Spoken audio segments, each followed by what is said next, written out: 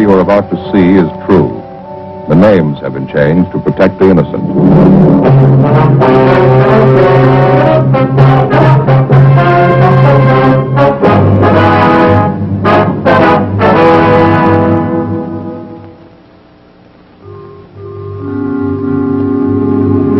This is the city.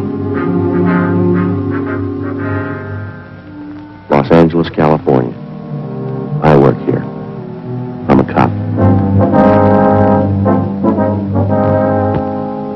It was Wednesday, September 2nd. It was cloudy in Los Angeles. We were working the day watch out of Homicide Division. My partner's Frank Smith. The boss is Captain Warman. My name's Friday. A man had jumped from a downtown 10-story building. We checked what evidence we had, but we were still unable to get an identification. Before we could proceed with the investigation, we had to know who he was and why he jumped.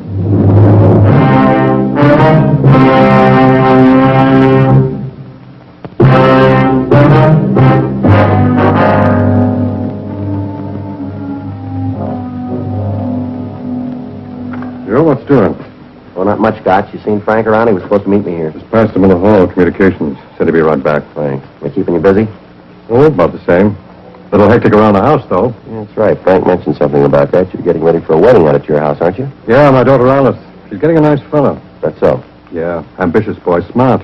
He's a part-time accountant, goes to law school at night down in Loyola. Real nice fellow. That's good. When they getting married? Week from Saturday. My wife finally got her way. It's going to be a big church thing. Sure glad it doesn't happen often. Well, you should have had all boys, Gotch. You're going to give your daughter away, I suppose. Yeah. Say, that reminds me. I've got to be sure and send my suit to the cleaners. Get a good press job on it. Sure is funny. What is? Seems the wife's been afraid for years we never get Alice married off. Now it's finding in the works, the wife's still unhappy. Oh, how's that? Oh, she goes moping around the house, dabbing her eyes with a handkerchief, keeps muttering something about losing a little girl, her little girl's leaving her. I don't know. Well, how old's your daughter, Alice? 32. Well, guess I better get started on this. Hi. Frank, what's doing? How'd you do on that jumper? Nothing. No make on the prints, huh? Oh, a couple of laundry marks on his clothes. We're checking them out. Yeah. Anything else doing? No. Say, they just posted the list inside, the annual physical exams. Am I on it? Sure, both of us. We're supposed to report to room 19 at the academy Monday, 10 o'clock. Who's doing the examinations? Dr. Severin. Oh. What's the matter? Well, he's the one that checked me over last year. Told me to take off some weight. I haven't lost an ounce. Well, I thought you were on a diet. I am, Joe. You even got one of those little calorie gizmos. You know, it tells you how many calories and everything. Yeah, I heard of them. Doesn't do any good. I'm still gaining. Well, it seems to me if you keep count, you should lose some weight. You know me in addition, Joe. How about some lunch, huh? Hot shot. I got it.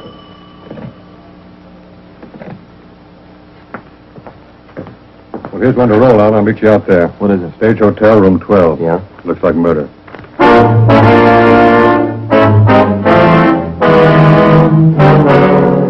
$11:55 a.m. We located the Stage Hotel on West Howard Street, half a dozen blocks from the City Hall. It was in the heart of the Skid Row district, a white stucco building, 3 stories. We identified ourselves to the manager of the hotel, a Mrs. Lorraine Washburn.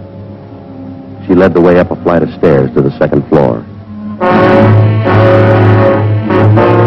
The hallway was dingy. Down at the end on the left was room 12. We went in. The room was crowded with furniture, bric-a-brac, odds and ends.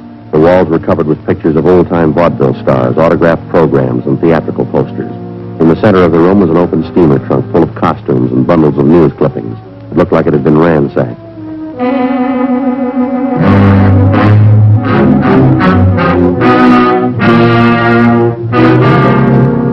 Tied to a chair was the body of a woman. She looked to be about 30 years of age, red hair. She'd been badly beaten about the face and head.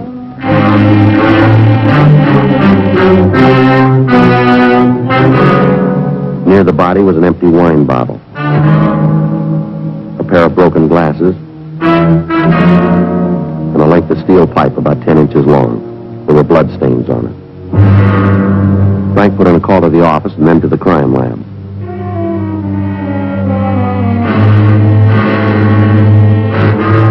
The landlady identified the victim as Thelma Porter. We asked the landlady what time she discovered the body. About 11:40 this morning. Just where it is now, Sergeant. Nothing's been touched. I haven't mentioned it to anyone in the hotel. Poor thing. How long had the victim been staying here at the hotel, Miss Washburn? Thelma? Oh, at least 2 years. Maybe a little more than that. Isn't it a terrible thing? It just doesn't make sense. How do you mean, ma'am? Thelma didn't have any money. She was just like most of the people I have here, stage folks. They're all older people. Most of them don't work too often, live from hand to mouth most of the time. I see. Did Thelma Porter live in this room here alone? Yes, that's right. This is the thing, though. Thelma used to be married. Her husband died in the East about 10 years ago, I think. Name was Carl. Thelma and Carl. There used to be an old vaudeville team, the two of them. Rose and Bernard. Did the Porter woman have many friends here at the hotel, ma'am? Oh, yes. She knew everybody. All my people are friendly with each other. Most of them are permanents. I guess we'll have to tell all of them about this. Yes, ma'am, I'm afraid so. Now, Miss Washburn, when was the last time you saw Mrs. Porter? I mean, before this morning, of course. Just after midnight last night. I was sitting down in the lobby reading, just about to go to bed. Thelma came in with George Steele. He's a friend of Thelma's, lives here in the hotel. Mm-hmm. Thelma said goodnight and came upstairs here to her room. George and I sat a bit and talked, maybe 10, 15 minutes. Then this morning I was taking the fresh linen around to the rooms. Knocked on Thelma's door, but she didn't answer. Finally opened up with the pass key. There it was. Now, this George Steele that Mrs. Porter came in with, had she been out on a date with him, would you know? No, not exactly. You see, Thelma spent quite a bit of time at a bar down the street, Jack Hanley's place. She was there 5, 6 nights every week. I see. George dropped in for a bottle of beer, had one with Thelma, I guess. Then the two of them came back to the hotel together. Did she have any visitors last night, do you know? No, sir, I don't. Does she have any enemies that you might know of? Maybe somebody she didn't get along with? No, nobody I know of. And you can't think of a reason why anybody'd want to kill her. I don't know. Maybe somebody thought she had money. She didn't. Not even enough to bury her. I don't know what's going to happen. Right, Joe. Hi, Gotch. Hi. Gotch, this is Mrs. Washburn, the manager. How do you do, Mr. Washburn? How do you do? This is it.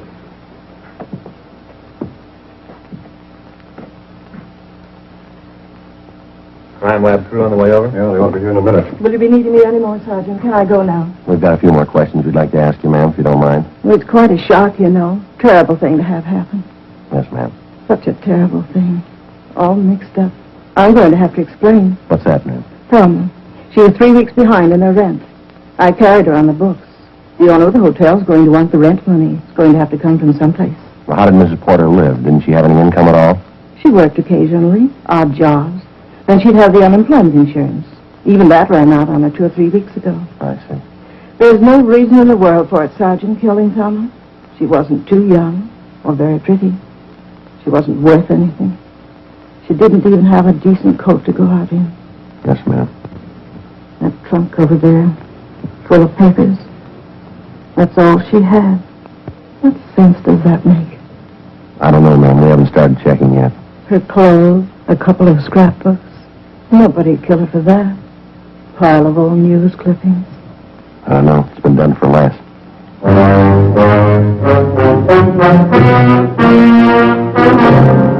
I continued to interview the landlady, Mrs. Washburn. She told me that the victim had quite a few male acquaintances that she'd met at neighborhood bars. She gave me the names of all those she knew of. 12:45 p.m. Sergeant J. Allen and the crew from the crime lab arrived. The body and the murder room were photographed from all angles. Dean Bergman processed everything in the room for latent fingerprints. The place was gone over thoroughly for further physical evidence. The only thing that didn't seem to belong in the room was the apparent murder weapon, the 10-inch length of steel pipe found beside the body. 1:05 p.m. After we put in a call to the coroner's office, we started checking with the residents of the hotel. No one gave us any direct leads to the killing, but more than a half a dozen of them told us that Mrs. Porter had been in the habit of making vague remarks about what she kept in that steamer trunk in her room. She made a point of never opening the trunk for anyone, and she hinted constantly, even in public, that she kept something of value inside. 4:45 p.m. We started checking out the list of the murdered woman's friends, which Mrs. Washburn and the tenants had given us. It went slow. We got little or nothing from the first dozen names on the list. 9:50 p.m. We went back to the office. Well, we've had better days, that's for sure. It's a lousy start. It couldn't be going much slower. We must have logged 40 miles of legwork. Nothing to show for it. Yeah. Hi, Gotch. Hi, how'd you do? Not much. How about you and McCready? We checked out 10 names on the list, the Porter woman's friends. The only thing they could tell us we already knew. That business about the steamer trunk, Mrs. Porter hinting around she had something valuable in it. Where does that leave us? We got a fair motive to go on. The crime lab called just before you came in. They get anything? No latent prints. They went over that steamer trunk, though, found 100 shares of some kind of mining stock sewed in the lining of the trunk. Worth anything? Not the paper it's printed on. Never was worth anything, according to the broker who checked it. I got the blow-ups. Want to take a look at them? Yeah, thanks.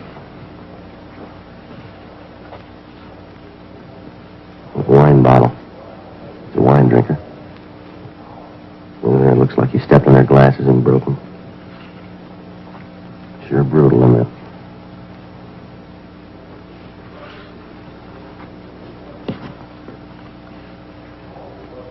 Sure prowled the trunk, didn't he? It sets up the motive pretty well. The Porter woman spent plenty of time at bars. She had a lot of men friends. We know she did a lot of talking about the nest egg she was supposed to have locked up in that trunk. So one of her boyfriends believed her, went up to have a look through the trunk, didn't know she was in the room, had to kill her. It's a good possibility. Oh, we got the word from the coroner's office, by the way. Yeah, what'd they have to say? Cause of death was multiple skull fractures. They're sure they linked the pipe as a murder weapon. Mrs. Porter died about 4 a.m., they figure. Killer sure gave her a vicious beating. Looks like more legwork, huh? I wish it was an easier way. Every bar she drank at, everybody she talked to, we'll have to check them all. You know, there's just one thing that's got me stopped, Joe. Yeah, what's that? Thelma Porter. Don't you think she had an idea that mining stock was worthless? Well, I guess she did. Why'd she hang on to it? Why did she even keep the stock around? I don't know, Gotch. The only thing she had left were the scrapbooks, a couple of theater posters. Yeah. She knew they'd never pay off.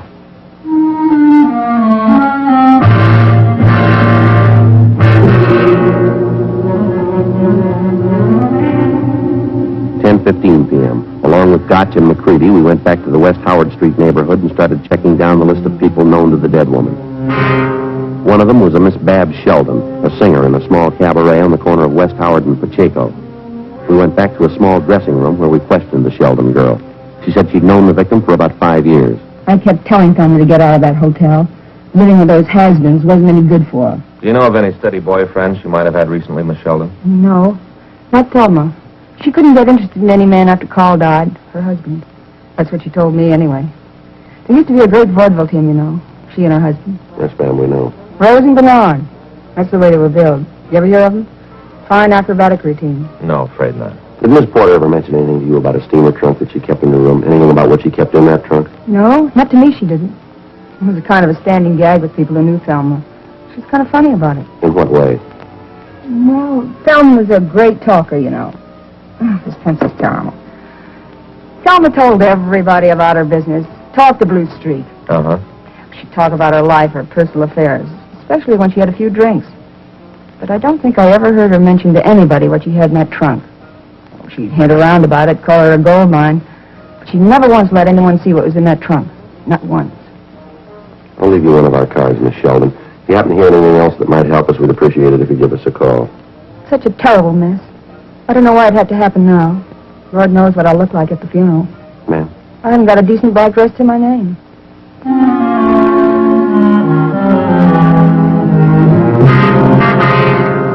1 a.m. We checked back into the office to a prearranged meeting set up with Gotch and McCready. Hi. Gotch? Anything? Pretty small. How about you? Might have something, can't tell. Where's McCready? Down in the carpool. There's a bar down on Main Street, the left-hand side. Yeah. Porter woman used to go there quite a bit, according to the bartender. Most of the regular customers know her. Uh-huh. The bartender told us he overheard a conversation in one of the booths 4 or 5 nights ago. 3 winos. We got their names. What about them? Bartender says they were talking about Thelma Porter. Yeah. He says he heard one of the men say she keeps the trunk in her room. We can break it open.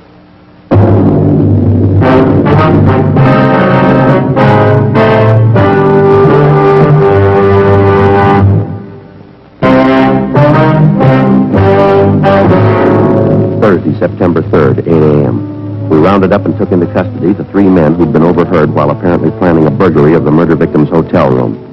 Together with Sergeant Jack Gotch and Sergeant Jack McCready, Frank and I had little trouble locating the 3 men and bringing them in for questioning. They were fairly well known along Skid Row, and they immediately took the attitude that they had nothing to hide. We went along with them. We questioned them individually and together. Meantime, their rooms were being searched. No leads. 2 of the men were brothers, John Parkson and Arnold Parkson. The 3rd man was Harold Young. All 3 listed their occupations as part-time laborers, unemployed. All 3 had records: vagrancy, disorderly conduct, petty theft. We questioned Harold Young first. Then Arnold Parkson. They both had alibis. Their stories made sense, no conflicting statements. We interrogated the other Parkson brother, John. Same result. Well, it could have been, yeah. That trunk of Thelma's was kind of a gag around town. You know. We yacked about it a lot. Everybody kidded about it. We even used to rib Thelma. Tell her we're going to break in it some night. Find all the loot she had put away. Just a gag. I'm going to tell you something. We told this to the other two. We got an idea it was more than a gag in the case of you three. We got evidence to back that up. If you want to add anything more to your story, now's the time to do it, fella. I don't think I'm getting the pitch right, Sergeant. I told you everything. I don't know what kind of evidence you got, but I'm clean. I know that much. Maybe I booze it up some, but I don't run with heavies. Murder's way out of my line. That's your story, huh? What else can I tell you? Go.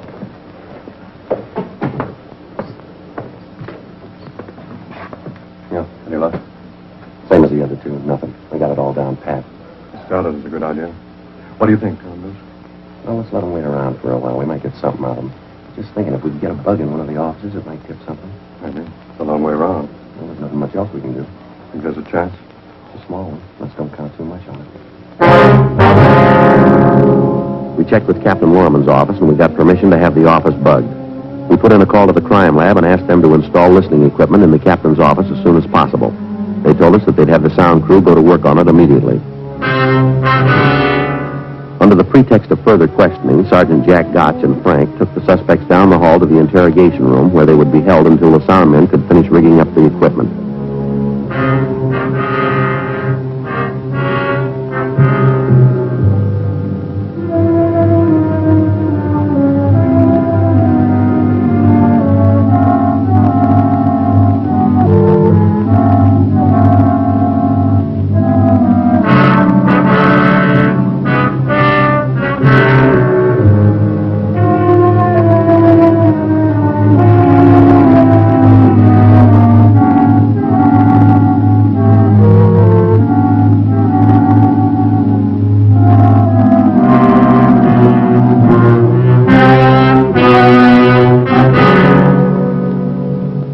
Equipment was installed in such a way that we would be able to hear the conversation in any part of the captain's office.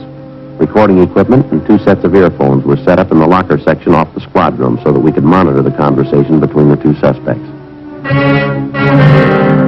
First, we had the 2 Parkson brothers, John and Arnold, placed alone in the captain's office. We listened to them talk between themselves for half an hour. They didn't say so directly, but we caught inferences that each brother doubted the other's innocence of the Thelma Porter killing.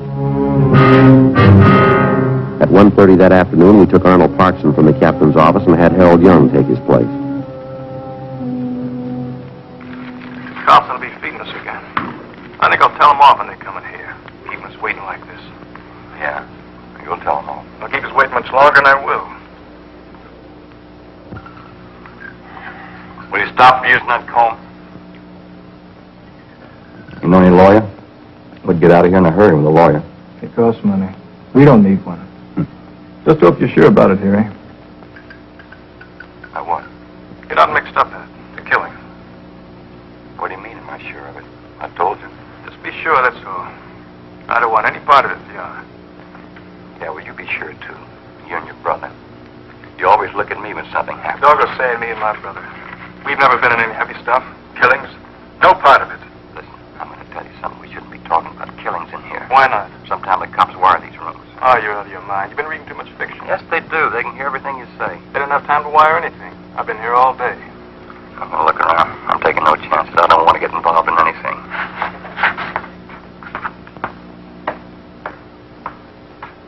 Sometimes they hide the mic in files or any place you can't see it.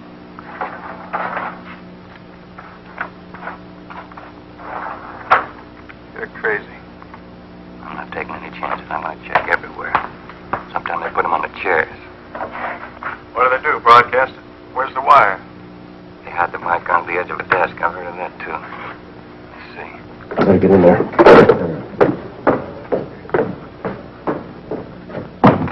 What are you doing there? I could hear you clearing the other office, going through the files. I thought I told you to stay put in that chair. Yes, sir. Why aren't you there? Sit down. If I'd have wanted you to prowl the office, I'd have told you. Now, both of you, stay put in those chairs, you understand?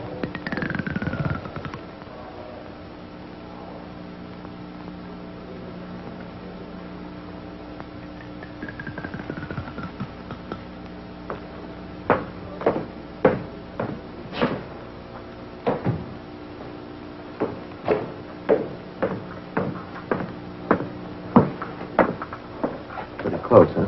Yeah.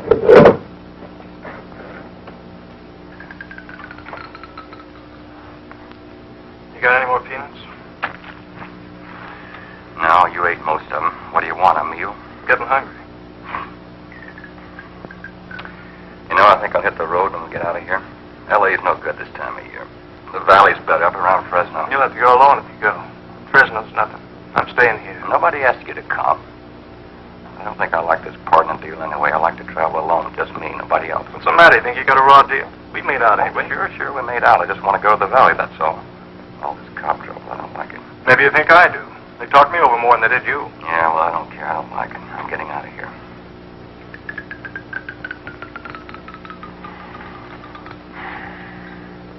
What's the pitch, Harry? You got nothing to cover up for, have you? What do you mean, cover up? Of course not. I want to jump this town, that's all. Something wrong in it? You started talking about getting in the trunk the other night. Porter dame's trunk. You're crazy. Your brother Arnie did. Oh, it was you, I remember. You sure about that killing, Harry? You weren't in it? Listen, don't go talking to me like that. I never started any talk about getting in the trunk. What are you getting mad about, huh? I didn't say anything. All right. I'm trying to get smart, that's all. Asking me about the killing. I was in bed. Don't try getting smart with me. All right, you're so sure. What are you getting mad for? I was sleeping in the bed, and you know it. Trying to get smart. How am I so sure it wasn't you? It could have been. Sure, it could have been all of us. Let's forget it. All right. I just want to keep it straight, that's all. You got a smoke? Yeah. Haven't had any since this morning. Lousy cops. I'm going to read them all. Sure. I think they have something on us. Keeping us cooped up in here.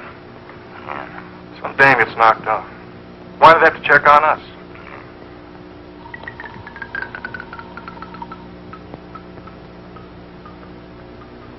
Tell me. Tell you what we need is a lawyer. All this trouble over that dame. Yeah. That trunk of hers. All she could talk about, what she had in the trunk. Nothing in it anyway. Old papers. Huh? Old papers. How do you know what was in it? You're crazy. I didn't say You anything. said old papers. You said there wasn't anything in the trunk. You were up in her room. You saw her. You're crazy, Harry. You Shut saw up. her and you killed her. Shut up. Come on. All right, that's enough. Come on. That's enough. It's him. He knew about the trunk. He killed her. He's lying. Can't you see that? He's lying. That's enough. He knew about the trunk, Sergeant. He was sitting there. He said old papers in the trunk. He must have killed her. He's lying. Trying to cover up. That's what he's trying to do. He's lying. Look, there's a dictaphone in the room. We heard you. No, you didn't. It's recorded. We'll play it back for you. Yeah? That's right. I didn't mean it. I didn't mean any of it. She wasn't supposed to be in her room. It wouldn't have happened if she wasn't there. All right, why'd you do it? I don't know. I just wanted to see what was in that trunk. She was going to scream, so I hit her with a pipe. She was suffering, so I killed her. I didn't want her to suffer. It was just one thing on top of another. When I went there, I didn't even think about killing her. Just wanted to see what was in the trunk. Just wanted to look. I had to find out. I guess you know. Papers. Old pieces of newspapers, that's all.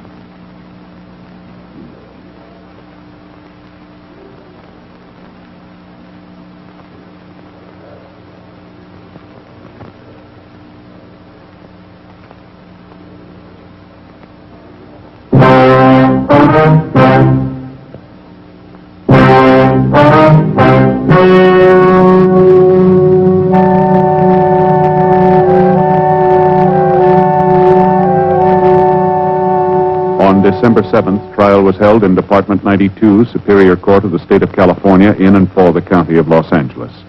In a moment, the results of that trial.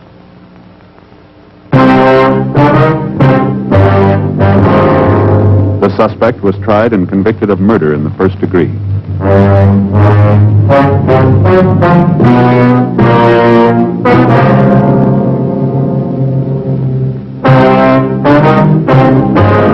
Further investigation proved that Harold Young and Arnold Parkson were not implicated in the crime, and they were released from custody.